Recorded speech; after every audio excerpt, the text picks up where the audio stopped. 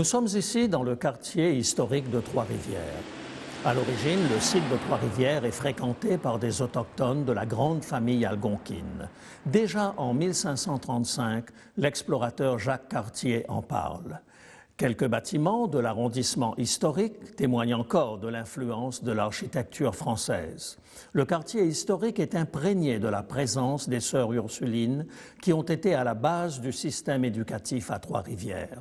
Les missionnaires enseignantes seront présentes sur le site de Trois-Rivières dès 1617, c'est-à-dire avant même la fondation de la ville. Avec l'arrivée de ces religieuses, une première maison d'enseignement verra le jour et se développera jusqu'à l'ouverture de l'Université de Québec à Trois-Rivières. L'histoire de la colonisation du Québec est étroitement liée à celle de l'Église. La cathédrale de Trois-Rivières en est un des joyaux. Elle est l'œuvre de Monseigneur Thomas Cook, premier évêque du diocèse. De style néo-gothique, la cathédrale a été conçue par l'architecte Victor Bourgeot, qui s'est inspiré de la Trinity Church de New York. Elle est la seule à posséder des éléments de style Westminster. En 1992, un grand orgue est installé dans la cathédrale. Il compte 5751 tuyaux, ce qui fait de cet instrument l'une des plus grandes orgues du Québec.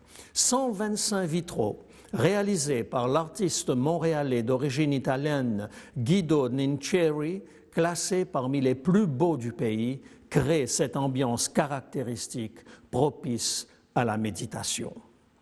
L'église Saint-James est l'un des rares bâtiments qui témoignent encore de la lutte du pouvoir entre Français et Anglais pour la conquête du Nouveau Monde. À l'origine, cette église fait partie du patrimoine des Ursulines, mais la raison du plus fort étant souvent la meilleure, elle sera cédée aux Anglicans. La paroisse anglicane va desservir un immense territoire, s'étendant de la frontière américaine au lac Saint-Jean. La sacristie est ornée des portraits des évêques anglicans qui se sont succédés à Trois-Rivières. Aujourd'hui, la communauté anglicane de Trois-Rivières est très réduite. Elle loue ses bâtiments à la communauté adventiste qui y célèbre ses services le samedi. Nés dans un pays aux grands espaces, imprégnés de l'esprit de liberté, d'égalité et d'indépendance que leur transmettaient les Amérindiens, les Canadiens s'étaient acclimatés. Ils avaient adapté les mœurs européennes à leurs propres besoins et à leur tempérament. Ils avaient adopté le savoir-faire millénaire des Autochtones. Ils avaient inventé des mots pour désigner leur réalité, des outils et des techniques pour répondre aux nécessités de cet immense pays fait de forêts, d'eau et d'hivers rigoureux. Fiers, indociles et orgueilleux, ils avaient rejeté les privilèges et les classes sociales fondées sur la fortune et les traditions. Le nom de la ville est le fruit d'une méprise. En effet, lorsque les explorateurs remontaient le Saint-Laurent, ils pouvaient voir Trois-Rivières se jeter dans le Saint-Laurent à cet endroit. Ce ne sera que plus tard qu'on se rendra compte qu'il s'agissait de 3 embouchures de la rivière Saint-Maurice. Située à mi-chemin entre Montréal et la ville de Québec, Trois-Rivières a connu un essor fulgurant à partir du jour où les fabricants de feutres européens ont découvert que les poils du castor, une fois détachés de la peau, permettaient d'obtenir un feutre de très grande qualité. 140 millions de peaux de castor vont traverser l'Atlantique vers les marchés européens. On estimait à environ 10 millions le nombre de castors au Canada avant l'arrivée des Européens. En 3 siècles, le castor était devenu une espèce en voie d'extinction. Il a fini par survivre quand le commerce des peaux a été subitement relégué au second plan lors des guerres napoléoniennes à cause de la forte demande de bois sur le marché anglais.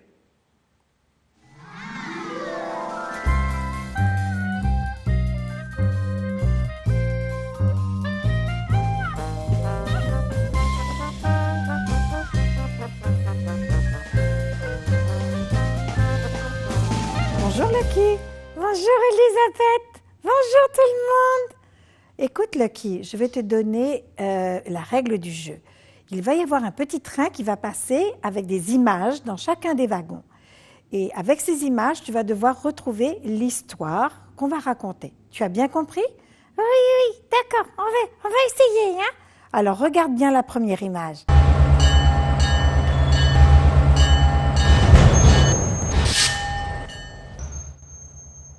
Oh, c'est une île! Est-ce que c'est l'île Maurice? Non, c'est pas l'île Maurice, Lucky. Regarde bien encore. Oh, je vois une personne en train d'écrire sur la deuxième image. Alors je sais, c'est Robin Crusoe qui est en train d'écrire le journal sur son île déserte. Oh non, c'est pas Robinson Crusoe, parce que je t'ai dit que c'est une histoire qui est dans la Bible. Regarde bien la troisième image. Regarde bien. Aïe, aïe, aïe, qu'est-ce que c'est que cette ville-là? Écoute, c'est une personne qui a eu des visions. Ah oui, je crois savoir. Est-ce que c'est un ami de Jésus? Oui, c'est un ami de Jésus, un très grand ami à Jésus. Oh, ça y est, je sais, c'est l'apôtre Jean, hein? Oui, c'est Jean, tout à fait. Eh bien, tu as très bien travaillé. Elisabeth, mon petit cerveau, il a chauffé à fond cette fois-ci. Oui, je sais, Lucky, tu es un admirable petit chien. Allez, on écoute l'histoire? Oui, d'accord. Je m'appelle Jean. J'étais très jeune lorsque j'ai rencontré Jésus pour la première fois. J'avais un très mauvais caractère. On m'avait surnommé le fils du tonnerre, mais j'étais subjuguée par Jésus. Je l'ai vu faire plein de miracles, guérir toutes sortes de maladies, rendre la vue aux aveugles, purifier des lépreux et même ressusciter des morts. Quel grand maître! Et quand il enseignait, la foule était suspendue à ses lèvres. Il aimait raconter des histoires, des paraboles. Celle que j'aime le plus, c'est l'histoire du fils prodigue. Jésus m'a appris à aimer tout le monde. Un jour, des Samaritains n'ont pas voulu laisser entrer Jésus dans leur village. Mon sang n'a fait qu'un tour. « Seigneur, veux-tu que je demande au feu du ciel de les brûler ?» Jésus m'a regardé d'une telle façon que toute ma colère est tombée. « Je ne suis pas venu pour détruire les hommes, mais pour les sauver, a-t-il répondu. Ce jour-là, j'ai commencé à comprendre la grandeur de l'amour de Jésus. Plus je restais auprès de lui, plus mon caractère changeait. Je suis devenu plus patient, plus doux. J'avais tellement envie de lui ressembler. Un jour, il nous a dit qu'il allait mourir pour nos péchés, mais qu'il ressusciterait le 3e jour et monterait au ciel. Cela paraissait incroyable, mais tout s'est passé comme il l'a dit. Avant de monter au ciel, il nous a dit « Allez dans le monde entier et annoncez la bonne nouvelle de Jésus. » Je l'ai fait pendant presque 50 ans, mais nous avions beaucoup d'ennemis. Quand je suis devenu vieux, les Romains m'ont mis en prison sur une toute petite île. Mais Jésus ne m'a pas abandonné, il m'a fait voir l'avenir. J'ai vu Jésus dans le ciel, j'ai vu la nouvelle terre. Jésus avait détruit le mal et établi la paix sur la terre. C'était merveilleux. J'ai entendu une voix puissante dire « Dieu lui-même habitera parmi les hommes. Il effacera les larmes, la mort et la souffrance disparaîtront pour toujours. » J'ai écrit dans ce livre tout ce que j'ai vu parce que je sais que ça va faire beaucoup de bien à tous ceux qui sont tristes et qui sont persécutés. Je peux vous l'assurer, Jésus est vivant, je l'ai vu et il reviendra bientôt pour nous prendre avec lui. Mon livre, je l'ai appelé l'Apocalypse. Oh, Elisabeth, j'ai aussi envie d'aller sur la nouvelle terre. Est-ce que c'est difficile d'y arriver? Non, Lucky, ça n'est pas difficile. Mais tu sais, je connais un petit garçon qui s'appelle Charlie. Il est en train d'étudier la Bible. Et puis, il est en train d'étudier avec un pasteur. Et en plus, il est en train d'étudier le dernier livre de l'apôtre Jean. Tu sais, l'Apocalypse. Ah oui, Ça fait peur, hein? Non, tu n'as pas besoin d'avoir peur. Et de toute façon, tu vas voir, il va tout expliquer. Oh, ça c'est très chic, alors j'ai hâte d'y être. Au revoir tout le monde.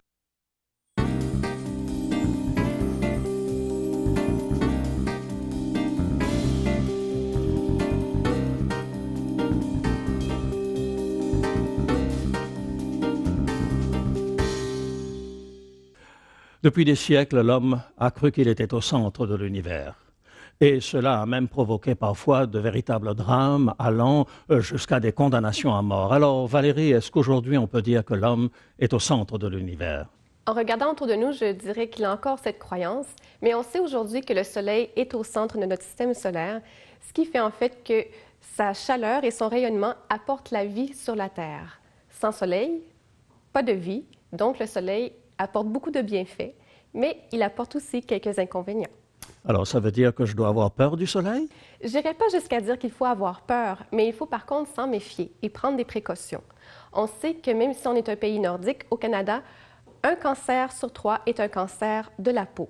On sait aussi qu'il est le plus commun de tous les cancers et qu'il fera 425 victimes par année tous les ans au Québec, au Canada, pardon. Alors, je m'enferme à l'abri du soleil? Non, il ne faut pas dire ça, mais c'est quand même subtil. Donc, moi, en tant que personne, si je veux vérifier, est-ce que j'ai un peu peur là, maintenant? Est-ce que je regarde ma peau? Donc, il y a une façon facile de s'en rappeler, c'est un acronyme du ABCDE. Donc, A pour asymétrie. Est-ce que les deux moitiés de mon grain de beauté sont symétriques? Est-ce que je peux faire un trait au milieu et c'est égal des deux côtés? B pour bordure. Est-ce que les bordures de mon grain de beauté sont inégales? Est-ce que c'est festonné, encoché? Ensuite, C pour les couleurs. Est-ce que je peux observer plus d'une teinte? Est-ce que c'est pas juste brun? Est-ce que c'est brun, rouge, noir, bleu, voire même? Ensuite, D pour le diamètre. Si le diamètre du grain de beauté est supérieur à 6 mm, on peut s'inquiéter. Et puis, E pour évolution. Est-ce qu'il y a eu des changements dans le grain de beauté? Est-ce que la grosseur, la forme, même la hauteur, des fois, ça peut être le relief est différent? Est-ce qu'il y a des saignements? Est-ce que ça me pique? Est-ce qu'il y a des croûtes qui sont formées? Donc ça, c'est important de regarder pour soi. Ensuite, je ne dirais pas de se cacher complètement du soleil, mais il y a des précautions à prendre. Donc, quand vous sortez, essayez d'aller avant 11 h le matin et après 16 h l'après-midi. Si vous devez le faire quand même, donc je ne sais pas moi, si vous êtes jardinier, vous travaillez dehors, toujours au soleil, portez un chapeau avec des vêtements longs pour vous protéger. Portez des lunettes de soleil aussi qui ont une protection pour les rayons UVA, UVB. Appliquez de l'écran solaire 20 minutes avant de sortir dehors et en réappliquer même 20 minutes après pour une bonne protection. Et si vous allez vous baigner, la crème va être lavée en quelque sorte, aussi avec la sueur, la transpiration, donc de souvent réappliquer de la crème. C'est important aussi d'utiliser un écran solaire ou une lotion qui est FPS 15 ou plus, qu'on dit. Alors, bon, ça c'est les problèmes, Artie, c'est les problèmes de peau blanche. Nous qui sommes nés à l'île Maurice, on n'a absolument pas ces problèmes-là, n'est-ce pas? Eh bien, il est vrai que nous, les gens avec la peau foncée, on a plus de mélanine. Et la mélanine, c'est la substance qui nous fait bronzer et c'est aussi la substance qui protège les cellules de la peau. Mais ça ne veut pas dire qu'on a une protection totale quand on a plus de mélanine. Il faut toujours prendre des précautions. Il faut, surtout si on a une exposition prolongée au soleil, il faut toujours se protéger. Alors, mes envies d'aller au soleil sont vraiment refroidies. J'espère que non. En fait, il faut, comme on l'a dit, bien se protéger et choisir une crème qui nous protège bien. Par exemple, quand on va à la pharmacie, on est devant des étalages et des étalages de crème. Il faut choisir la crème en fonction de notre teint de peau, je dirais. Comme moi qui ai la peau claire, il me prend environ 20 minutes avant que ma peau ne rougisse. Donc, si je prends, par exemple, une protection solaire avec un FPS 15, ça signifie que je pourrais rester exposée sans rougir 15 fois plus longtemps, ce qui représente 300 minutes. Alors bon, comme on n'a pas beaucoup de temps, Valérie, une dernière chose. Ici au Québec, quelles sont les précautions à prendre puisque pendant l'hiver, on n'a pas beaucoup de soleil? En fait, pour vraiment bénéficier des bienfaits du soleil, on n'a qu'à exposer les mains ou le visage pour une durée de 15 minutes quotidiennement. Donc, on va à l'extérieur, on prend la marche quotidienne et on va pouvoir tirer tous les bénéfices du soleil. Me voilà rassuré. Mesdames, vous pouvez continuer de partir en Floride. La seule chose, c'est qu'il faut prendre vos précautions. Venez, Crions au Seigneur notre joie. Faisons une ovation à notre rocher, notre Sauveur.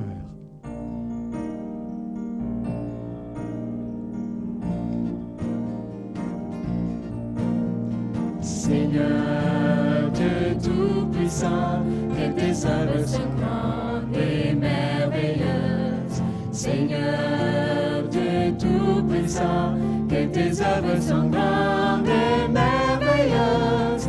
Roi des nations, roi des nations, que tes plans sont justes et vrais.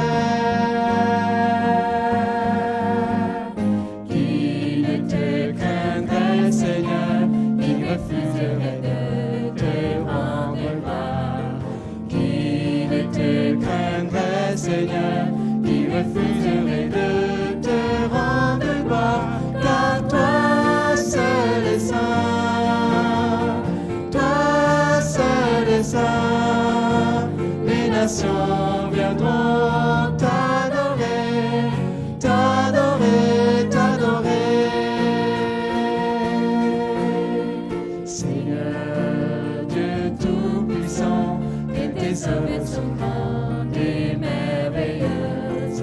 Seigneur Dieu Tout-Puissant, que tes œuvres sont grandes et merveilleuses. Roi des nations, roi des nations, que tes plans sont justes et vrais. Qui ne te craindrait, Seigneur, qui refuserait de te rendre gloire? Qui ne te craindrait, Seigneur, qui refuserait de te rendre gloire? Car toi seul est saint, toi seul est saint. Les nations viendront t'adorer, t'adorer, t'adorer. Ô roi des nations, Roi des nations,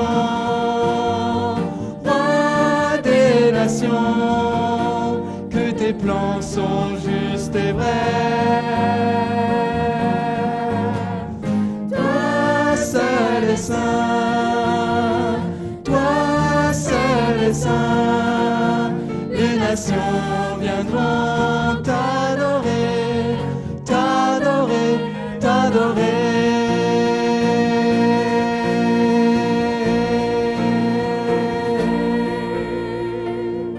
ma grande force, c'est le Seigneur. Il est venu à mon secours. Il est mon Dieu, je le louerai. Il est le Dieu de mes pères, je proclamerai sa grandeur. Que ma bouche soit toujours remplie de ses louanges. Tous les jours, je voudrais célébrer ta gloire, Seigneur.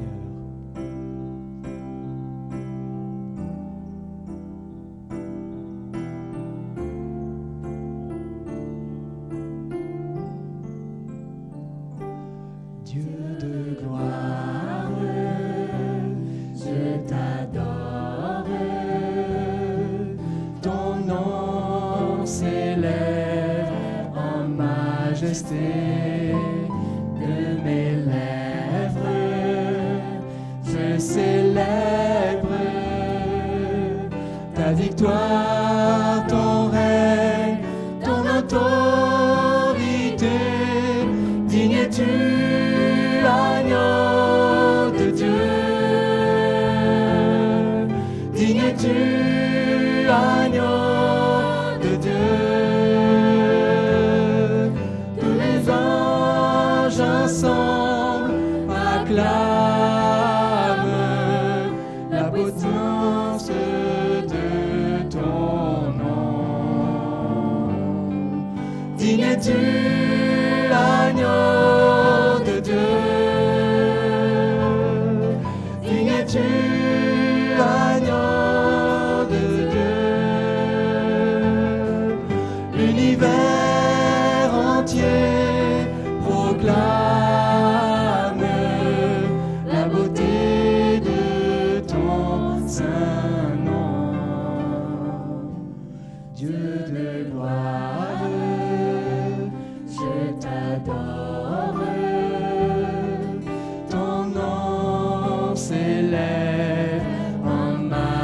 majesté. Je m'élève, je célèbre ta victoire, ton règne, ton autorité. Digne es-tu, agneau de Dieu. Digne es-tu, agneau de Dieu.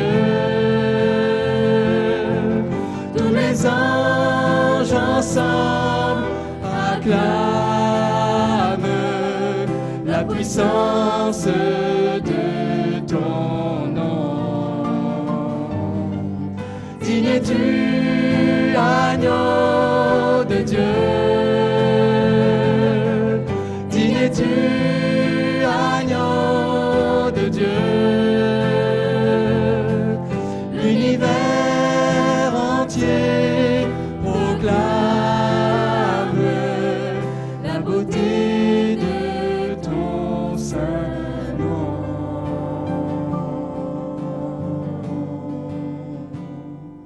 Dieu de gloire.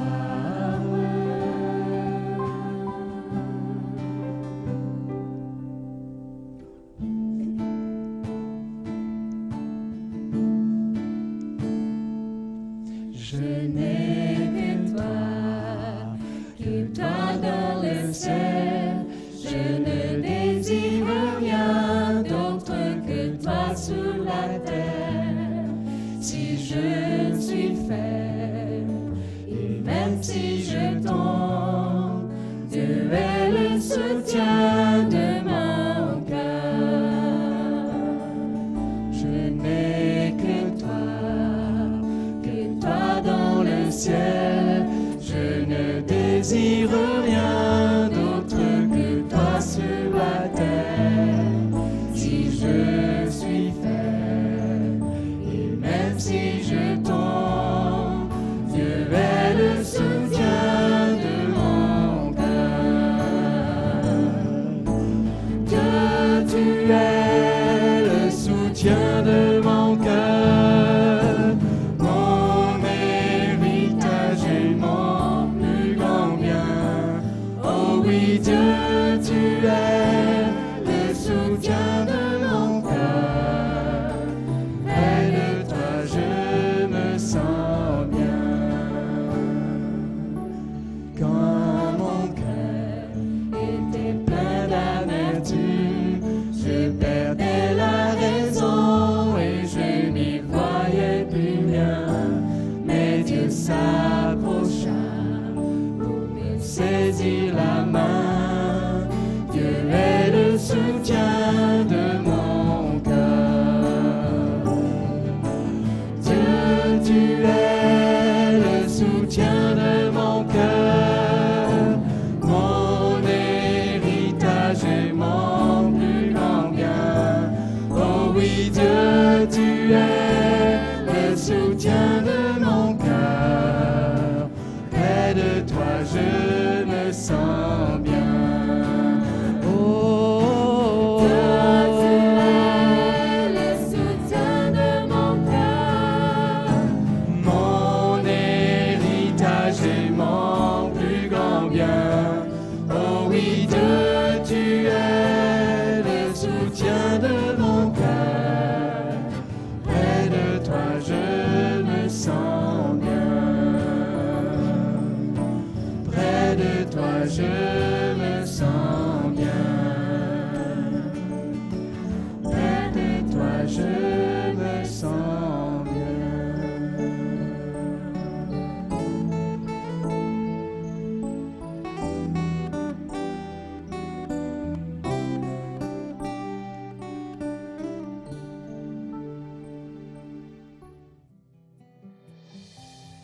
Bonsoir. Voilà, le livre de l'Apocalypse est un livre qui a toujours exercé une certaine fascination. Et si vous êtes ici ce soir avec nous dans ces studios à Montréal, ou si vous êtes chez vous devant votre téléviseur ou votre ordinateur, c'est que cette fascination vous a atteint, vous aussi. Alors, bienvenue dans cette aventure fascinante que nous allons partager pendant 17 soirées en compagnie du livre de l'Apocalypse. D'entrée, je voudrais vous rassurer. Le livre de l'Apocalypse a été écrit pour donner de l'espoir, pas pour faire peur. Pourtant, il est devenu synonyme de catastrophe. Et c'est vrai que dans ce livre, celui qui aime les sensations fortes peut trouver quelque satisfaction. Mais bon, je voudrais vous expliquer d'abord le sens de ce nom, Apocalypse. Apocalypse, en fait, c'est un mot qui vient du grec ancien. C'est un mot qui désigne ce qui se passe quand on est au théâtre, par exemple, et que la représentation va commencer. Après les 3 coups, le rideau s'ouvre et on voit enfin la scène, le décor et au moins un des acteurs de la pièce. Le rideau s'ouvre, s'écarte ou se lève. C'est ça l'action désignée par le mot apocalypse. Calypse, en fait, c'est le rideau ou le voile, et apo, c'est le mouvement qui permet de l'écarter. Voilà pourquoi certains traducteurs donnent comme titre à ce livre le mot dévoilement ou le mot révélation. C'est d'ailleurs ce qu'utilisent nos amis de langue anglaise. L'Apocalypse est un livre. C'est donc en principe un texte à lire. Alors je vous invite à l'ouvrir. Et d'abord, on trouve le titre au début du livre. Et le titre se lit ainsi, Apocalypse de Jésus-Christ. Nous avons donc affaire à un livre qui est chrétien. Le personnage central, c'est Jésus, celui qui a été reconnu comme le Messie ou le Christ. Là aussi, ce sont 2 mots qui viennent de 2 langues différentes. L'hébreu pour le mot Messie, le grec pour le mot Christ, mais qui veulent dire exactement la même chose. Ces 2 mots désignent une personne qui a été choisie, mandatée par Dieu pour accomplir une mission particulière. Un personnage qui avait été promis, annoncé par les prophètes de l'ancien Israël depuis des siècles et qui a vécu en Galilée, en Judée, au 1er siècle de notre ère. Un personnage dont la richesse du vécu et de l'enseignement est telle qu'il a fallu 4 livres, les 4 évangiles, pour nous en donner une idée. Or, à juste titre, chez les chrétiens, comme chez tous les autres humains, Jésus a acquis la réputation d'avoir été un être bon, généreux, qui a prôné l'amour comme fondement moral de la vie. Un livre qui nous révèle Jésus ne devrait pas nous faire peur. Je vous invite donc à l'aborder ensemble avec sérénité. Ce livre n'est pas un 5e évangile. Il n'est pas tourné vers le passé. Il n'a pas pour but de raconter l'histoire, mais il est tourné vers l'avenir. Regardez son sous-titre. Cette révélation de Jésus-Christ, Dieu lui a donné pour montrer à ses serviteurs ce qui doit arriver bientôt. Ce qui doit arriver bientôt. C'est donc un livre pour les impatients, pour ceux qui n'ont pas la patience d'attendre, soit parce que la vie fait trop mal, ou simplement parce que la curiosité les démange. Ils savent ce que Jésus a fait. Ils veulent maintenant savoir ce qu'il va faire. Et le texte les désigne comme des serviteurs. Ce sont donc des personnes qui ont compris que Jésus propose une vie de service, une vie qui n'est pas centrée sur soi-même ou sur ses propres besoins, mais une vie qui trouve son sens, sa valeur et donc sa qualité dans les services qu'elle peut apporter, offrir aux autres. Ce sont des serviteurs qui savent que Jésus est mort de façon injuste, de façon humiliante, par le supplice de la croix, un supplice des plus abominables que les hommes aient jamais inventé. Et Jésus a fait cela par amour, pour aller jusqu'au bout du service qu'ils voulaient rendre. En fait, le type de service qu'ils sont appelés à rendre eux aussi. Ces serviteurs, ils savent que Jésus est revenu à la vie. Les apôtres en ont parlé et des centaines d'autres personnes en ont témoigné. Ces serviteurs savent que Jésus est monté au ciel. Ils sont persuadés qu'il en reviendra comme il l'a promis à maintes et maintes reprises. Mais voilà, le temps passe. Les apôtres sont morts les uns après les autres. Il ne reste plus que le vieux Jean. Les générations se succèdent. On rencontre déjà des chrétiens de 3e génération. Et puis, il y a ces persécutions qui les torturent en esprit et physiquement. Que se passe-t-il? Que fait Jésus?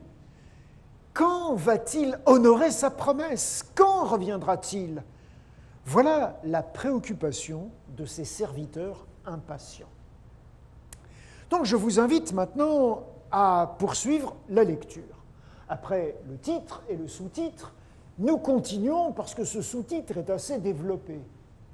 Il l'a fait signifier par l'envoi de son ange à son serviteur Jean.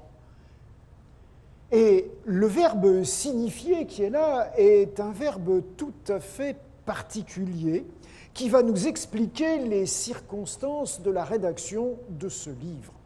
Dieu envoya un ange pour donc signifier à Jean cette révélation, cet apocalypse. Le verbe « signifier » est souvent traduit dans les versions de la Bible par l'expression « faire connaître ».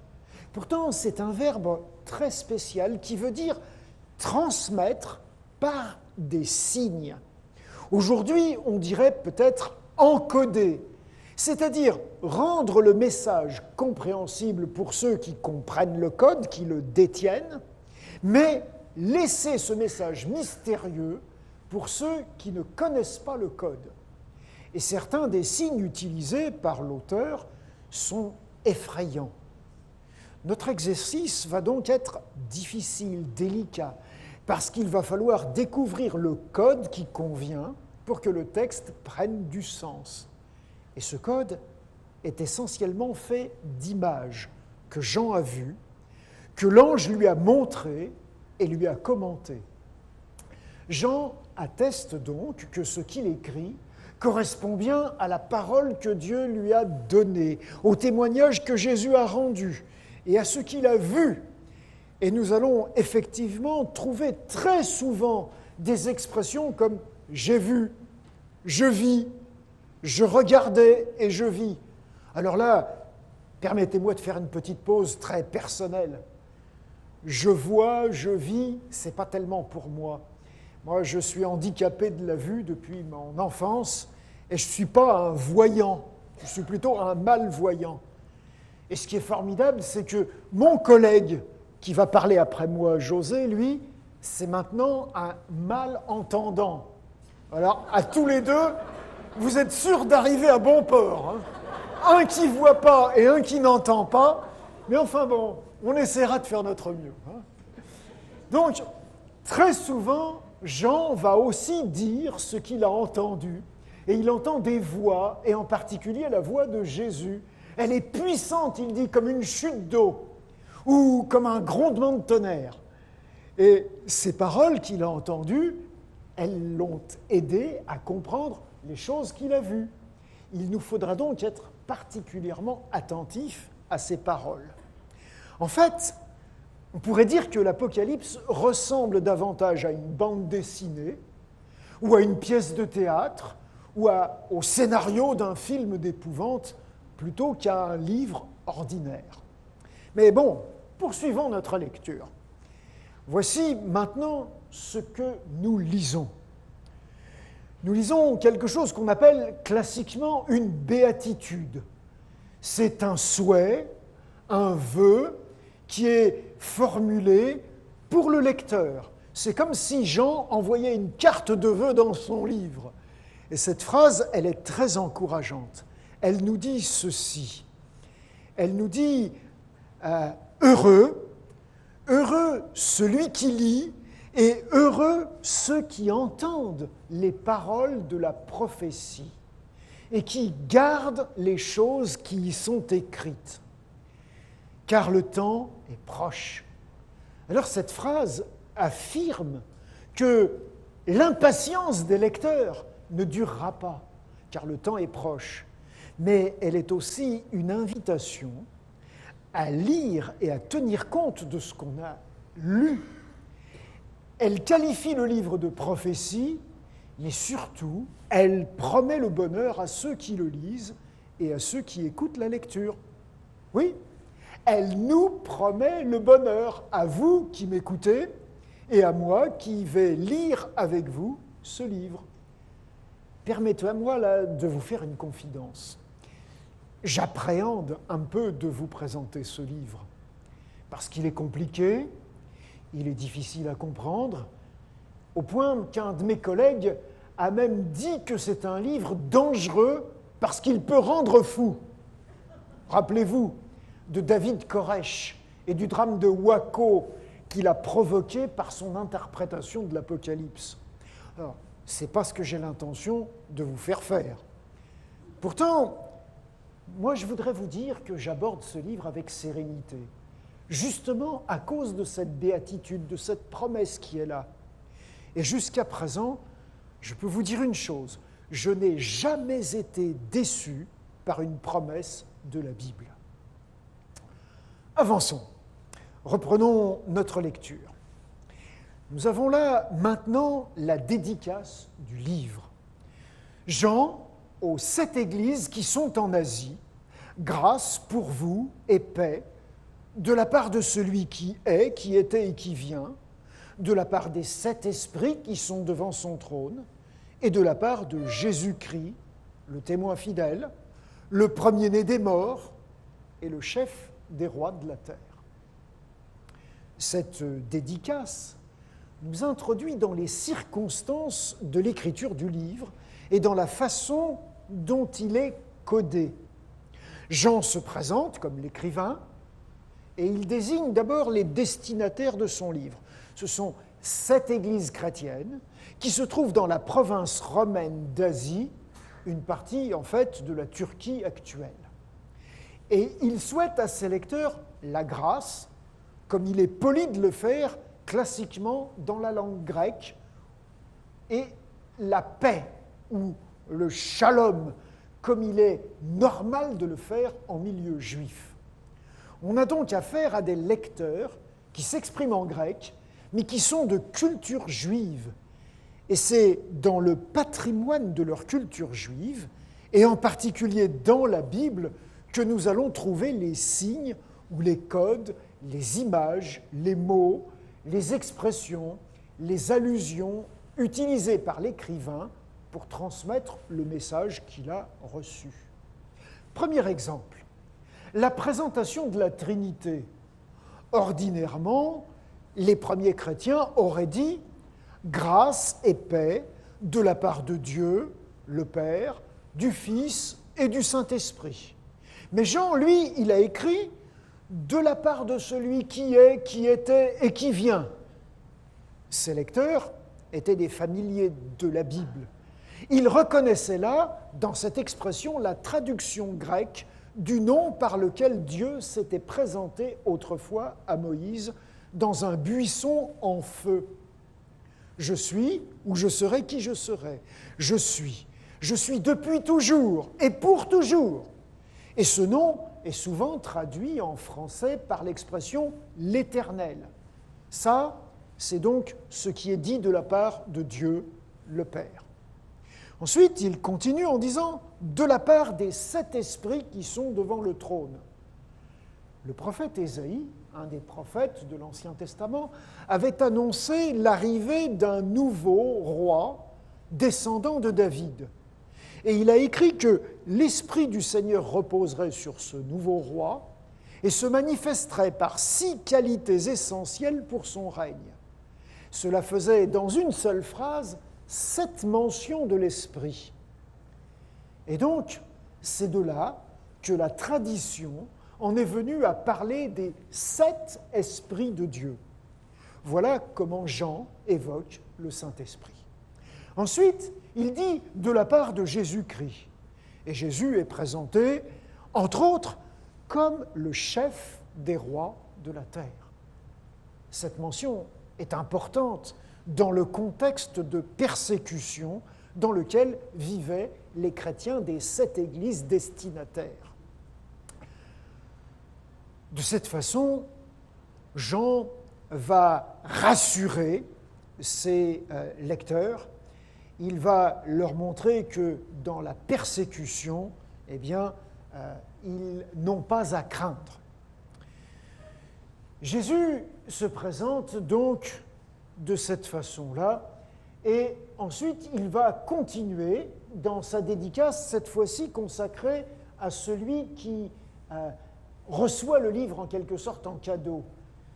C'est celui qui nous aime, qui nous a délivrés de nos péchés par son sang, qui a fait de nous un royaume et des sacrificateurs pour Dieu son Père. À lui soit la gloire, la puissance au siècle des siècles. Donc, nous avons là le personnage à qui le livre est dédié. Dans ce texte, eh bien, on voit vraiment que tout ce livre est à l'honneur de Jésus. Nous poursuivons donc et nous entrons dans l'avant-propos. Là, eh bien, nous constatons qu'on nous dit que Jésus est celui qui vient avec les nuées, et que tout œil le verra, même ceux qui l'ont percé. Toutes les tribus de la terre se lamenteront à cause de lui. Et là, effectivement, on voit qu'il y a cet espoir qui est là. Jésus vient, il vient avec les nuées du ciel, et c'est une expression qu'il a empruntée au prophète Daniel, et ceux qui le verront, ceux qui l'ont percé, ce sont ceux qui sont évoqués par un autre prophète de l'Ancien Testament, le prophète Zacharie. Donc, nous sommes là devant un texte qui nous surprend peut-être, mais qui veut nous présenter Dieu. Nous allons donc avancer, et ce qui est intéressant, c'est que quand Jean parle de Jésus, c'est comme si Jésus lui répondait. Et il va lui dire « Je suis l'alpha et l'oméga, dit le Seigneur Dieu, celui qui était et qui vient, qui est, qui était et qui vient, le Tout-Puissant. » Et donc, cette mention est assez intéressante. En quelque sorte, Jésus lui dit « Tu as raison. La foi, tu dis la vérité en fait. » Parce que « Amen » est un mot qui, en hébreu, veut dire « Ça, c'est vrai, je suis d'accord. » Tu as confiance en Jésus. Lui et le Père ne font qu'un. Ils sont au début et à la fin de l'histoire. Ils transcendent le temps. Ils sont en fait Dieu qui s'est révélé dans le passé, le Dieu en qui tu as confiance aujourd'hui, mais aussi le Dieu qui a promis de venir et qui vient, car il est tout-puissant. Rien ne l'empêchera de réaliser son projet, de tenir sa promesse. Et c'est ça l'idée fondamentale qu'il faut recevoir dans ce prologue de ce livre. Maintenant que nous avons lu ce prologue, avec le titre, le sous-titre, le vœu, la dédicace et l'avant-propos, nous ne sommes pas encore vraiment entrés dans le livre. Pourtant, nous avons acquis quelques éléments très importants. Nous pouvons nous engager dans l'aventure de l'Apocalypse avec confiance, sans peur, car ce livre nous aidera à connaître Jésus, celui qui nous aime, qui nous a libérés du mal par son sang. Je vous propose maintenant de jeter un coup d'œil à la fin du livre, à son épilogue.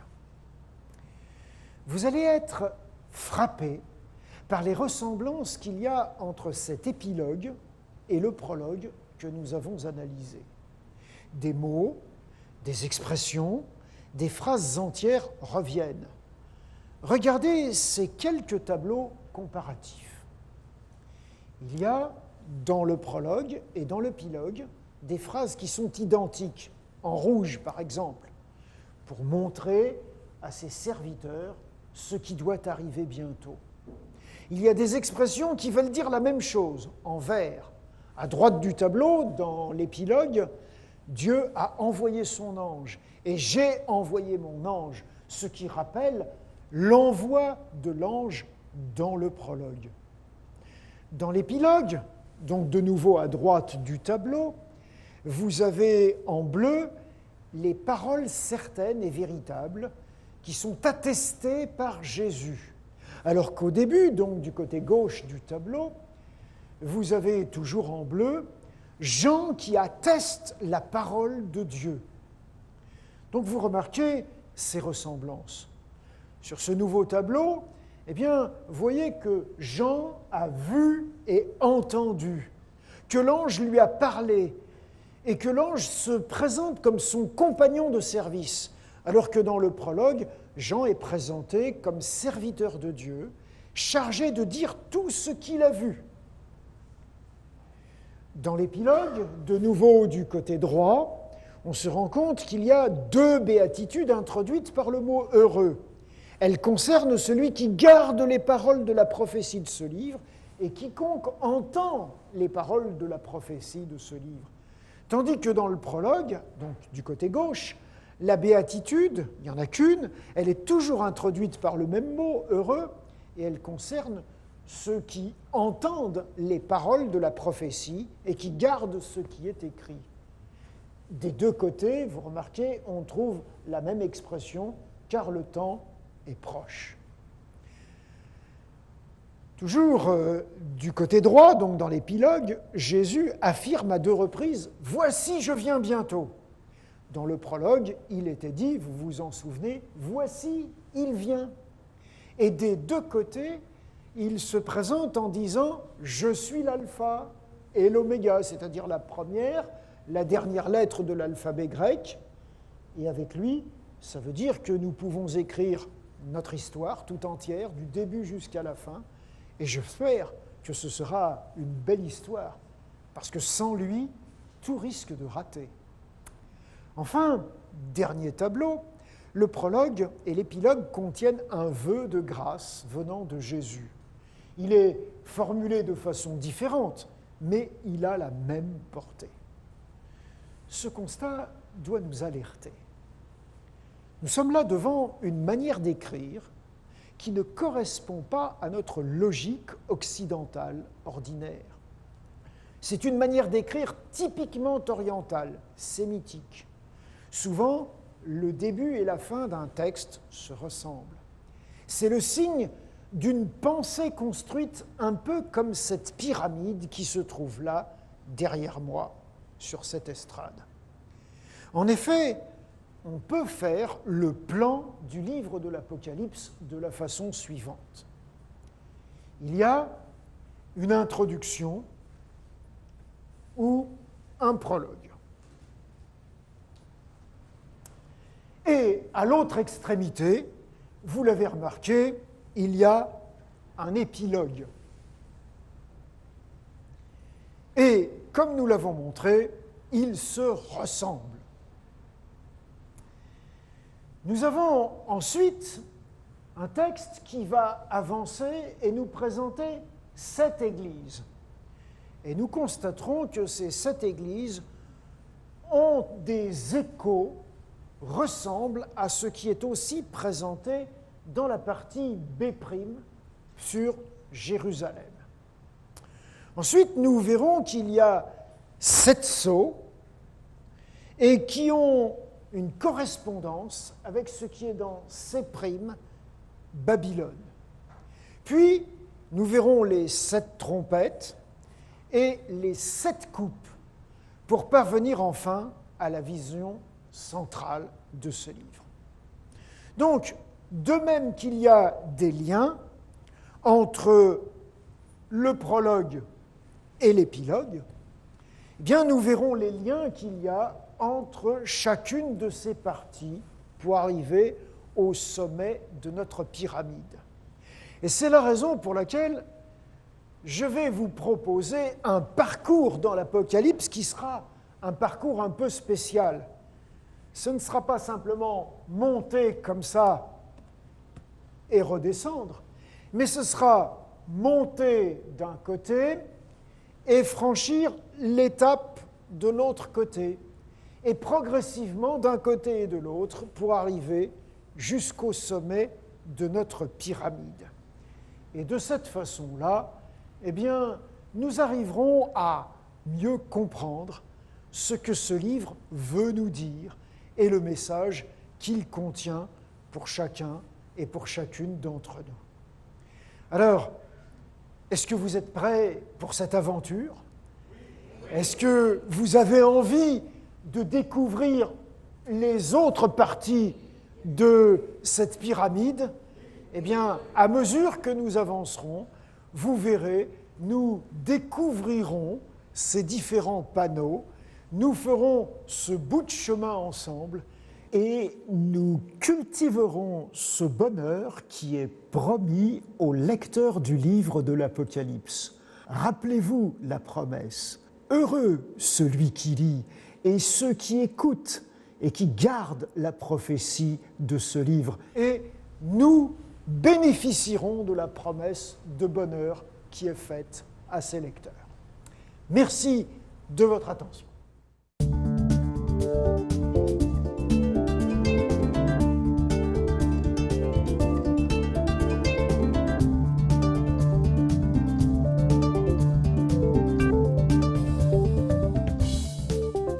Bonjour Daniel.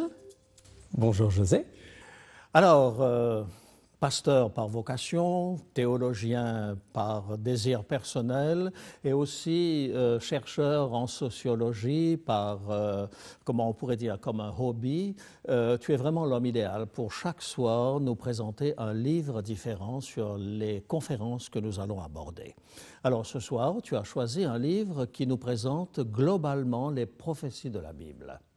En effet, je propose La superpuissance à venir par Mark Finlay, un livre relativement récent, paru en 2005 en français, excellent, en particulier parce que l'homme est formidable.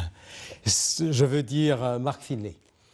Il a été un évangéliste, il a enseigné et prêché dans je ne sais combien de dizaines de pays, et son approche est très intéressante car des livres sur l'Apocalypse, il y en a énormément. Des dizaines, des centaines, voire des milliers, et on peut toujours courir ce risque de vouloir écrire un commentaire sur l'Apocalypse par rapport à des goûts personnels, pour ne pas dire par rapport à certaines idées fantaisistes. Il est important d'étudier le livre de l'Apocalypse par rapport à la Bible. La Bible est écrite en Bible et non en français.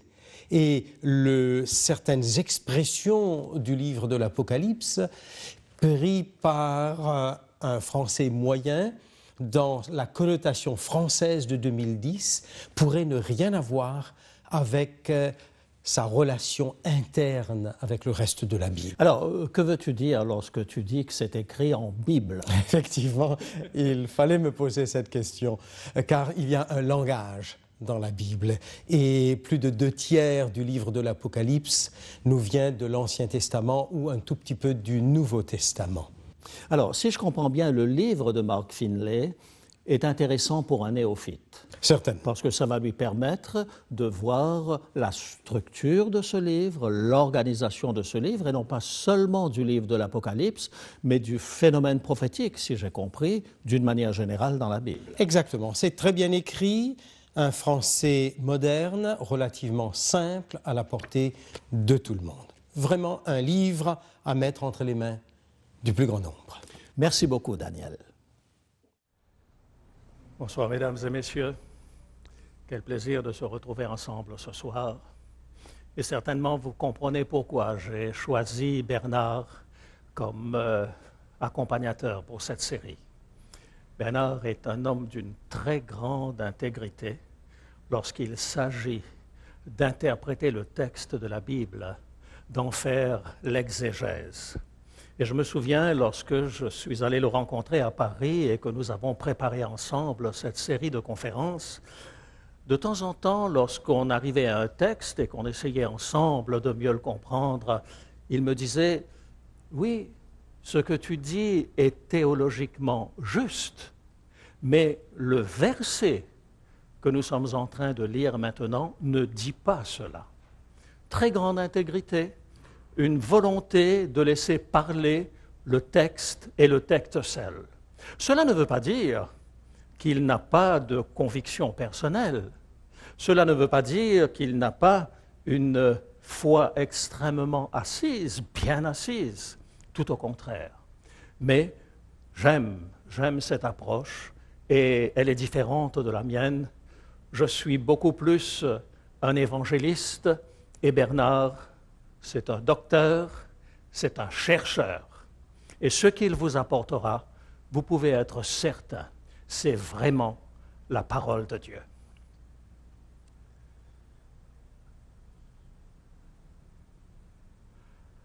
Un livre pour les impatients. Un livre pour les impatients, pourquoi? Parce que ce livre est un livre qui répond à nos préoccupations et à nos attentes dans notre recherche de la vérité, dans notre recherche de mieux comprendre ce que c'est que la parole de Dieu, ce que c'est que l'attente, ce que c'est que de pouvoir s'appuyer sur quelque chose de solide. Le monde qui nous entoure est un monde dans lequel, malheureusement, bien souvent, nous sommes angoissés parce que nous ne savons pas où va le monde. Alors ce livre est là pour nous permettre véritablement d'avoir une ancre solide dans l'âme. Mais j'ai un petit message pour tous ceux qui nous regardent dans le monde. Bonjour à vous tous, auditeurs et téléspectateurs francophones du monde entier, que vous soyez en Afrique, en Europe ou sur le continent américain, aux Antilles, en Polynésie française ou dans les îles de l'océan Indien, tout autour de la même table, aujourd'hui, nous voulons découvrir la personne de Jésus-Christ. Lorsque Jésus confiait à ses disciples le mandat de prêcher la bonne nouvelle jusqu'aux extrémités de la terre, lequel de ses disciples aurait pu imaginer ce que nous vivons en cet instant? Fallait-il que Jésus soit Jésus pour confier une telle mission à une poignée d'hommes qui n'avaient jamais franchi les frontières de la Palestine? Ils n'avaient que leur bouche et leurs pieds pour réaliser le plus grand projet de tous les temps. Mais à l'intention de mes amis de France métropolitaine, j'aimerais faire une petite mise au point. Nous émettons depuis ce qu'il est convenu d'appeler la belle province, l'une des 9 provinces du Canada. Et, chers amis de France métropolitaine, je vous vois venir avec votre petit sourire en coin. On va bien s'amuser avec leur accent canadien. C'est vous, en France, qui avez un accent. Quand nous faisons la queue à la douane, à l'aéroport de Montréal, nous ne nous y trompons pas. Celui qui parle haut et fort dans la file, c'est un Français. Et on le reconnaît à son accent. Il parle pointu. À nos heures, amis de France métropolitaine, nous sommes plus français que vous.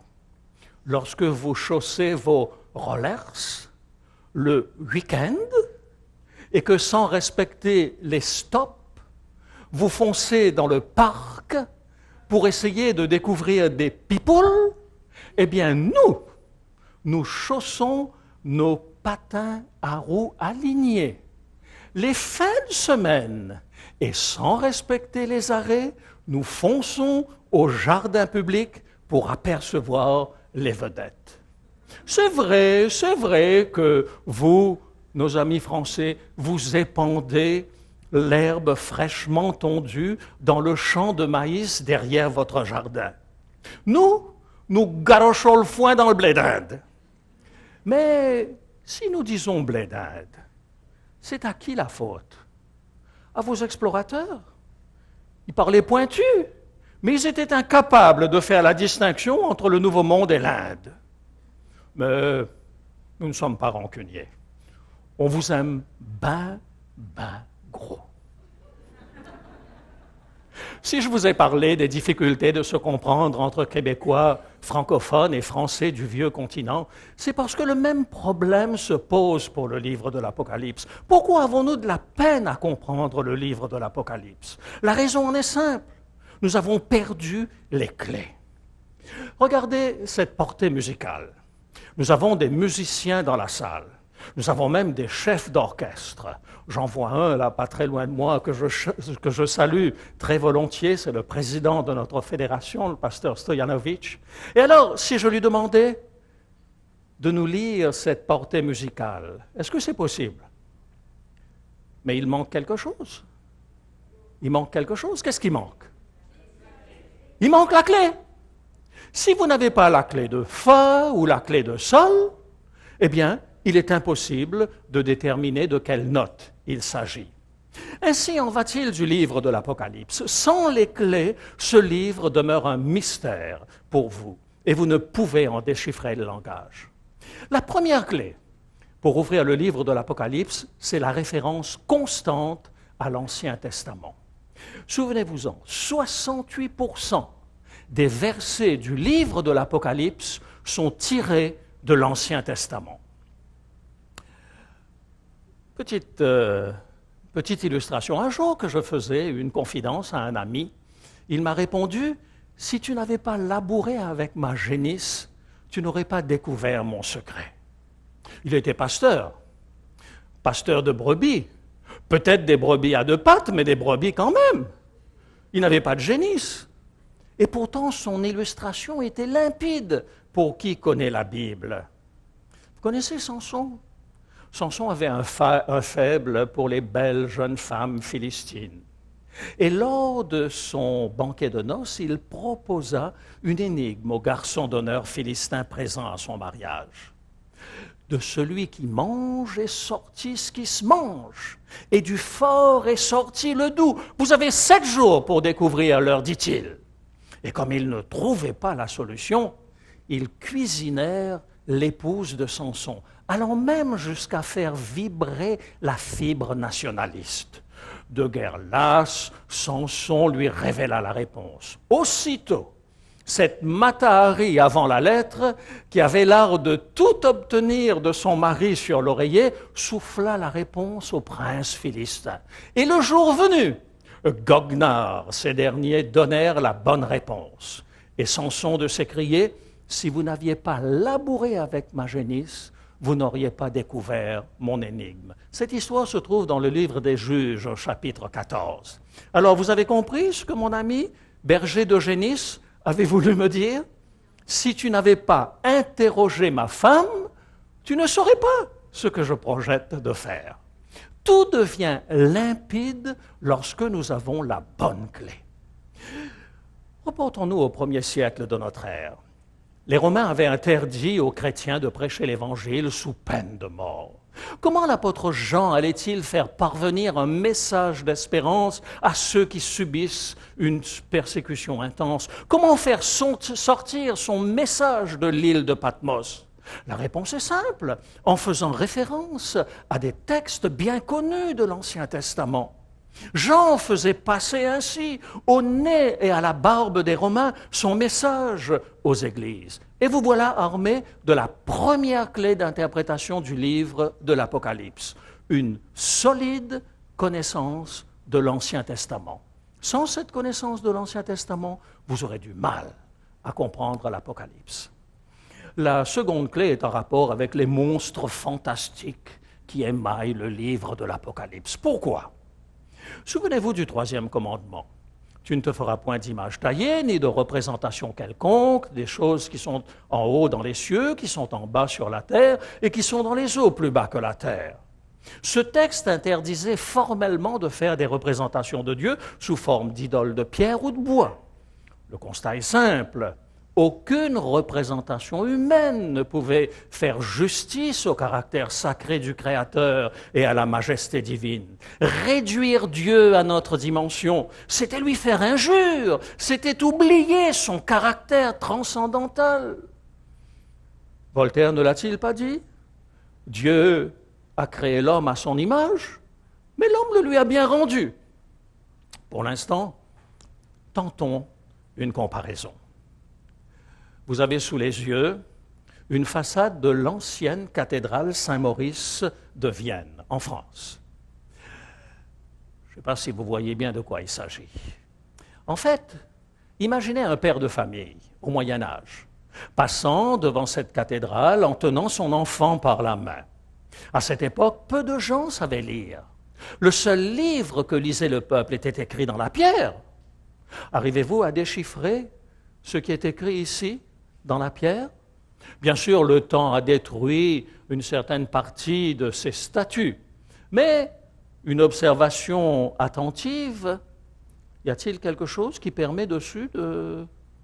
Une observation attentive, oh, merveilleux, nous permet de constater qu'il y a ici 3 personnages, et nous voyons que celui qui a conservé sa tête a une couronne sur la tête, et puis il y a un autre personnage qui est assis ici. Ces 3 personnages debout sont des nobles, probablement des rois, on les a représentés ainsi. Le personnage assis, lui, sans conteste, c'est un roi. Mais vous remarquez qu'au-dessus de son buste, il y a une espèce de voûte et qu'il est impossible de placer une tête à ce niveau. Est-ce que c'est une erreur de proportion? Absolument pas. Observez bien le personnage. Il n'a pas de tête, mais ce n'est pas le temps qui a détruit sa tête comme les autres. En fait, il y a une tête souriante d'un côté et une autre de l'autre côté qui est grimaçante. Alors, maintenant je vous pose la question. Un roi à double face qui reçoit 3 notables, qui leur tient un langage doucereux, mais qui cache des intentions négatives. Ça vous rappelle quelqu'un? Hérode? Hérode est ce que l'on appelle habituellement les rois mages. En d'autres mots, le père, lorsqu'il passait avec son enfant devant la cathédrale, il pouvait expliquer cet épisode biblique à son enfant grâce à ces sculptures. Les cathédrales étaient de véritables livres ouverts. Mais Jean l'apôtre, Jean l'évangéliste, Jean celui qui a écrit le livre de l'Apocalypse, il est de culture juive. Et il connaît l'interdiction de faire des images taillées. Et il ne pouvait pas utiliser des sculptures ou des peintures pour illustrer ses propos. Il va donc fixer dans la mémoire des chrétiens des images inoubliables grâce à un bestiaire fantastique. Des monstres, en partie lions, en partie ours, en partie léopards, avec des dragons, avec des grandes dents de fer. Un langage extrêmement parlant, mais qu'on n'oublie jamais. Imaginez le soldat romain chargé de censurer les lettres de Jean au poste frontière à la sortie de l'île de Patmos. En lisant des descriptions de bêtes qui sortent de la mer ou de la terre, des bêtes qui parlent avec arrogance, il devait se dire, pauvre Jean, il a certainement dû abuser de la poutine et il est en train de faire de véritables cauchemars. Ah oui, Poutine. Rien à voir avec le gouvernement russe. Il s'agit, pour nos amis de France, d'une préparation culinaire béton, inventée au Québec pour affronter les grands froids de l'hiver. Des frites bien grasses, arrosées d'une épaisse sauce brunâtre, recouverte d'une généreuse couche de fromage fondu qui vous colle sur l'estomac pendant un bon 6 heures. Au réveil, c'est garanti. Vous avez réécrit les 22 chapitres du livre de l'Apocalypse. Et quand le soldat voit toutes ces sortes de monstres, il laisse passer sans sourciller les rouleaux que Jean a écrits et ces rouleaux vont édifier l'ensemble des églises chrétiennes. Ce bestiaire appartient au style apocalyptique, un style que l'on retrouve déjà à l'état embryonnaire chez des prophètes comme le prophète Ézéchiel, à tel point que certains ont vu des hélicoptères dans le livre du prophète Ézéchiel.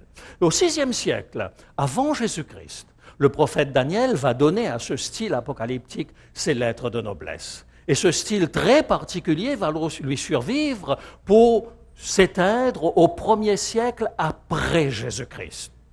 On ne connaît guère d'écrits apocalyptiques contemporains de Daniel. Par contre, à l'époque de Jean l'évangéliste, les apocalypses foisonnent. Et c'est là le piège qui empêche nos contemporains de lire l'Apocalypse comme le faisaient les chrétiens de l'époque de Jean. Qui d'entre nous n'a pas entendu une fois ou l'autre une remarque de ce genre? Avec toutes ces églises chrétiennes, impossible de savoir laquelle dit vrai. De la même manière, pour celui qui n'était pas familier de la révélation prophétique, le langage de Jean demeurait hermétique, comme il l'est encore pour beaucoup aujourd'hui. Devant ce foisonnement d'Apocalypse, bien malin qui pourrait entendre le message venu de Dieu. Et cette confusion, vous savez à qui c'est la faute? C'est la faute au singe de Dieu. Oh! Vous ne saviez pas que Dieu avait un singe? Mais oui, il a un singe. D'ailleurs, j'en ai la photo. Vous avez envie de voir la photo du singe de Dieu? À chaque fois que Dieu, dans la Bible, fait une déclaration solennelle, son singe en fait également une. Mais celle de son singe, elle est fausse, très proche de la vérité. Dites-moi, mes amis, quel faussaire passerait des jours et des jours à fabriquer un billet de 99 $? Personne ne s'y laisserait tromper. Par contre, rares sont ceux qui seraient capables de reconnaître, de détecter un faux billet de 100 $. Il faut que la vérité soit très proche de l'erreur pour se laisser séduire. Le singe de Dieu est sans contredit le plus génial des faussaires. Nous en donnerons quelques exemples lors de nos prochaines conférences. Aux chrétiens qui se nourrissaient de la parole de Dieu, les symboles utilisés par Jean étaient limpides. Un ours, un lion, un léopard, un monstre avec des dents de fer, c'était évident. Daniel le prophète en avait déjà parlé 6 siècles auparavant. À ce propos, je ne résiste pas au plaisir de vous raconter comment je me suis fait piéger lorsque, au mois de février de l'année dernière, nous nous sommes rendus à Haïti juste après le séisme. Et nous avions quelqu'un de très sympathique, il s'appelait Eddie. Et Eddie nous accompagnait partout. Et j'avais lu quelque chose sur la Martinique et puis sur le volcan et le fait que lorsque ça avait explosé, là, je crois que c'est la Soufrière, lorsque ça avait explosé, eh bien, les oiseaux, quelques jours auparavant, avaient déjà déserté le lieu et les animaux également s'en allaient fuyer la montagne. On dirait qu'il y avait des signes précurseurs. Et alors, j'ai posé la question à mon ami Eddie, j'ai dit, Eddie, dis-moi, est-ce qu'il y avait des signes précurseurs qui vous ont permis de comprendre qu'il allait y avoir un tremblement de terre? Il me dit, mais bien sûr. Je me dis, oh là là, quelqu'un d'extrêmement sensible aux vibrations de la terre. Et je lui dis, et quels signes tu avais? Il me dit, mais enfin, c'est écrit dans l'évangile de Matthieu. Jésus l'a dit qu'il y aurait des tremblements de terre. Et moi, tout pasteur que j'étais, je n'avais pas pensé à ça. Vous voici donc armés de la deuxième clé pour interpréter l'Apocalypse. Les symboles sont précis et définis. Leur signification se trouve dans les pages antérieures de la Bible. N'oubliez jamais cela. La Bible explique la Bible. Troisième et dernière clé, je me souviens de ma première rédaction. Oh, j'étais tout petit à l'école, nous avions participé à une sortie à la mer. Et le lendemain, la maîtresse nous avait demandé de rédiger une rédaction. Je ne m'étais jamais livré à ce genre d'exercice jusque-là.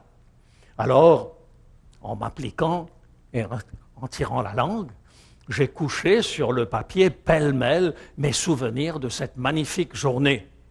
Oh, je me souvenais, j'étais très fatigué le soir quand on est revenu. Et puis je me souviens aussi, on avait beaucoup chanté, j'avais perdu ma voix. Ah oui, en allant au lit la veille, j'avais essayé de garder mes yeux ouverts parce que j'avais peur de ne pas me réveiller à temps pour aller à cette sortie. Sur la plage, nous avons joué au football. À midi, nous avons très bien mangé. Et pour conclure mon chef-d'œuvre, j'ai ajouté « J'aimerais bien qu'on aille plus souvent à la mer ». Satisfait de mon futur prix Goncourt, je l'ai fièrement remis à la maîtresse. Mais visiblement, ma chronologie ne correspondait absolument pas à la sienne. Et j'ai dû apprendre, au fil des années, qu'il fallait respecter certaines règles. Unité de temps, unité de lieu, unité d'action, José. Un bon essai comprend une introduction, un développement et une conclusion, José. Très bien construit ton texte, Bernard. D'abord la thèse, puis l'antithèse et enfin la synthèse. Une idée par paragraphe, José, et une conclusion, etc., etc. Mais rappelez-vous une chose, l'apôtre Jean n'a pas fréquenté les mêmes écoles que moi. Et la pensée hébraïque ne fonctionne pas selon les mêmes critères que les nôtres. Et ça nous perturbe. Ne faisons pas dire à l'Apocalypse ce qu'elle ne dit pas en l'interprétant à travers notre grille cartésienne. Le livre de l'Apocalypse est bâti sur une structure différente. La pensée hébraïque avance par vagues successives, chaque vague amplifiant la précédente. Je me souviens de Ronald Rumsfeld, qui commentait le pillage du musée de Bagdad. Vous vous souvenez, lorsqu'il y a eu la prise de Bagdad? Eh bien, CNN, toute la journée, nous avait présenté la même image. C'était un homme qui sortait du musée de Bagdad avec un énorme vase antique dans les mains et qui descendait les escaliers. Ils avaient repassé cette image des dizaines et des dizaines de fois. Et Ronald Rumsfeld de dire, ce n'est pas parce que ce vol vous a été montré 15 fois de suite que 15 vases ont été volés. De la même manière, l'Apocalypse nous fait peur parce que nous additionnons les fléaux et les malheurs. Et à la fin, nous sommes terrorisés. Et nous refermons ce livre avec l'angoisse au cœur. Et ça, mes amis, c'est encore un coup du singe de Dieu. Alors que le mot apocalypse signifie dévoilement, il en a fait un épouvantail. C'est de la désinformation. Oui, monsieur Satan, je l'affirme haut et fort, vous nous avez trompés. Le livre de l'Apocalypse est un livre d'espérance. Un livre qui nous révèle la personne de Jésus-Christ et qui nous ouvre des perspectives d'avenir illuminées par la présence rassurante de Dieu, d'un Dieu d'amour et un Dieu de miséricorde. Ne manquez pas ces soirées de cette série. Venez découvrir la plus belle des révélations de Jésus-Christ. Je peux vous l'assurer. À la fin de cette série, vous serez réconciliés avec Dieu. Votre vie retrouvera un sens et vous regarderez l'avenir avec assurance.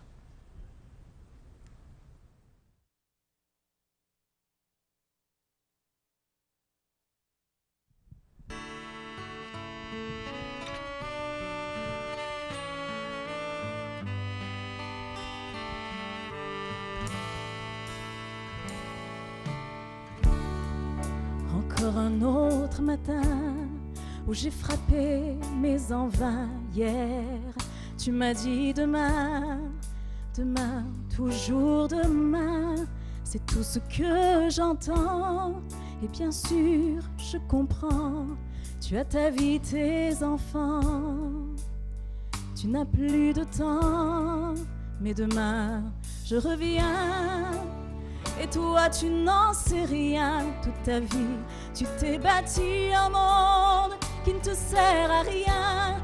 Car demain je reviens. Réponds-moi, prends ma main.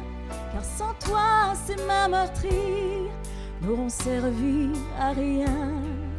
Regarde autour de toi, tous ces malheurs, ces effrois. Le monde n'a plus de loi, mais toi, tu ne le vois pas. Pourtant je te l'ai dit, tout cela tu l'as appris.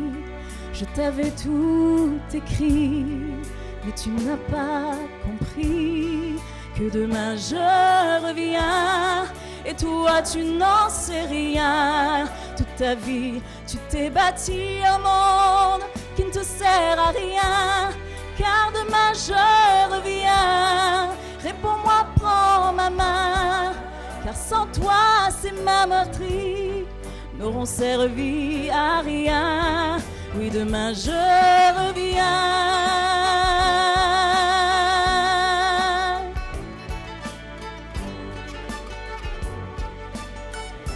Car demain je reviens. Réponds-moi, prends ma main. Car sans toi ces mains meurtries n'auront servi à rien. Mais jusqu'à l'aube je t'attendrai. J'attendrai jusqu'à demain. Car sans toi mon paradis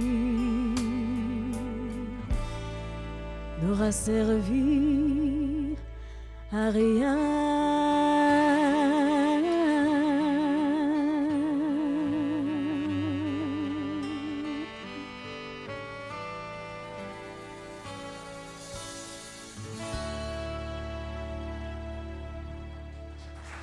Merci, Charlie. Merci.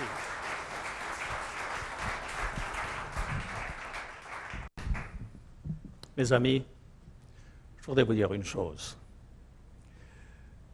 Nous sommes ici pour découvrir le livre de l'Apocalypse. Mais si c'est simplement pour découvrir un livre parmi d'autres, quel intérêt? Si nous avons choisi, Bernard et moi, de découvrir et de vous révéler ce livre, c'est parce que nous croyons que celui qui l'a inspiré, Jésus-Christ, celui qui nous est présenté, Jésus-Christ, a une solution pour notre vie à chacun d'entre nous. Vous avez reçu ou vous allez recevoir à la sortie une petite carte comme celle-ci. Chaque soir, vous allez en recevoir une. Parce que nous n'aimerions pas simplement que vous disiez, ben voilà, j'ai reçu une bonne information, c'est très intéressant et ça reste là.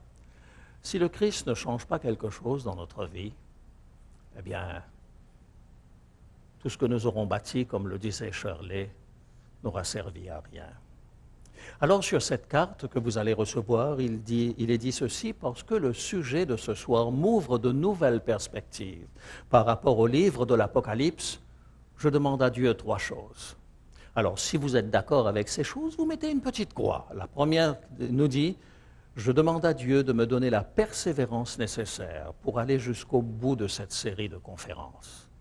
Souvent, nous avons entrepris énormément de choses, et puis on n'a jamais le courage d'aller jusqu'au bout. Alors demandez à Dieu, parce que nous avons 17 soirées ensemble, de vous donner le courage nécessaire pour qu'ensemble nous puissions cheminer dans la découverte de Jésus-Christ. La deuxième chose, je demande à Dieu de me permettre de comprendre en quoi un Dieu d'amour conduit ce monde qui paraît fou. Vous savez, c'est une question que l'on se pose. Si Dieu existe, pourquoi la souffrance? Si Dieu existe, pourquoi est-ce que j'ai perdu un être cher? Si Dieu existe, pourquoi est-ce que mon meilleur ami est frappé d'un cancer incurable?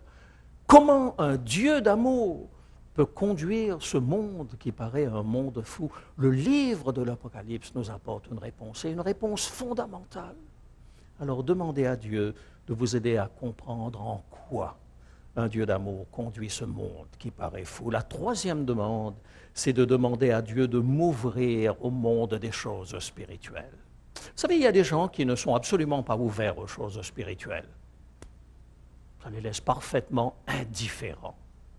Et si c'est votre cas, ou bien si vous n'y trouvez pas d'intérêt, dites tout simplement à Dieu en mettant une petite croix ici.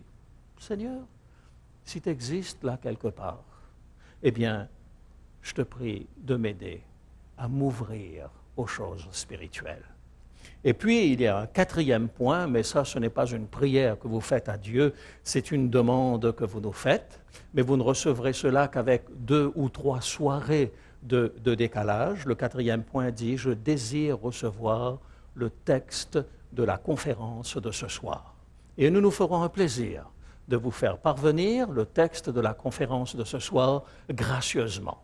C'est notre cadeau pour vous remercier d'être là avec nous et pour ces bons moments que nous partageons. Ensuite, vous inscrivez vos noms, adresses et coordonnées et on aura le plaisir donc de vous offrir cela. Demain soir, nous nous retrouvons à 19h. Ce soir, nous avons eu quelques problèmes techniques. C'est peut-être pour cette raison que nous aspirons à un monde parfait, n'est-ce pas? Parce que malgré toute la préparation, malgré tous nos efforts, parfois il y a des choses qui ne marchent pas comme on voudrait sur cette terre, parce que rien n'est parfait sur cette terre. Mais je peux vous dire une chose, lorsque vous choisissez de mettre Jésus-Christ à la première place dans votre vie, quelque chose change, quelque chose de fondamental. Et dans quelques instants, maintenant, sur cet écran, vous entendrez Diane vous raconter comment Dieu a transformé sa vie. Alors Diane, nous sommes assis sur les planches qui vont servir à rénover la maison de tes grands-parents. Oui, mes grands-parents maternels. C'est dommage, il y a à peu près un mois ou deux que quelqu'un a racheté et ils ont décidé de tout le rénover. Et ça, c'est l'original, on l'appelait la boutique.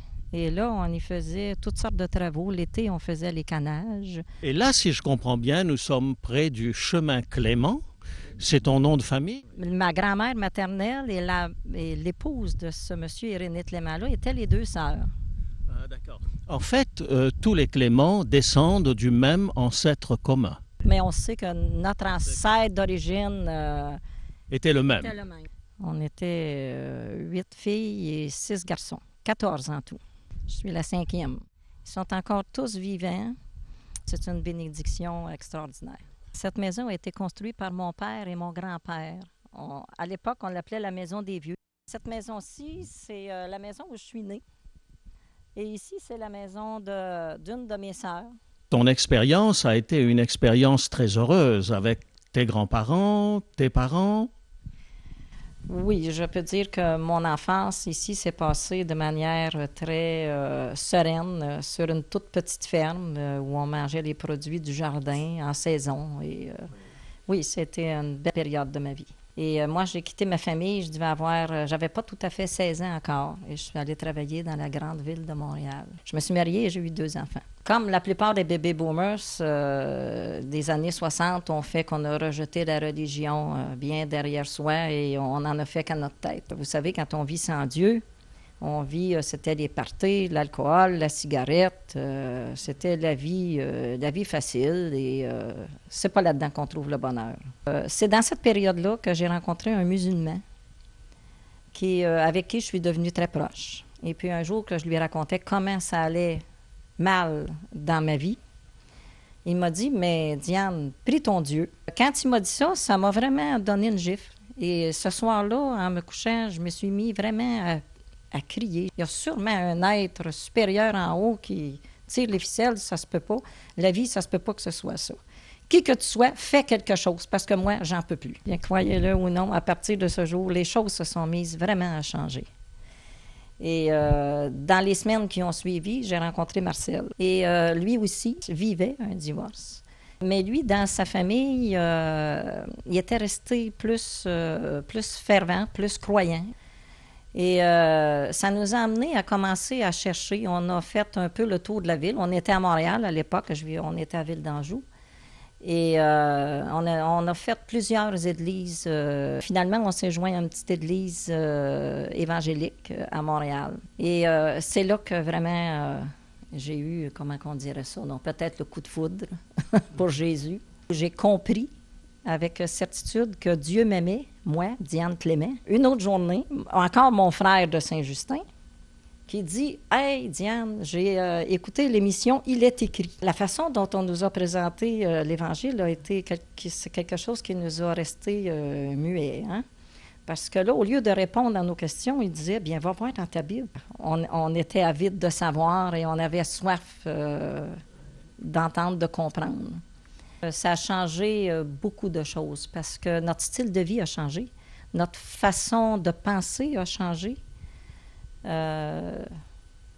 notre façon de voir les gens et de voir les choses avait changé. Tout était différent. Diane vit dans une petite communauté qui se trouve donc à Trois-Rivières, qui se réunit à l'église Saint-James.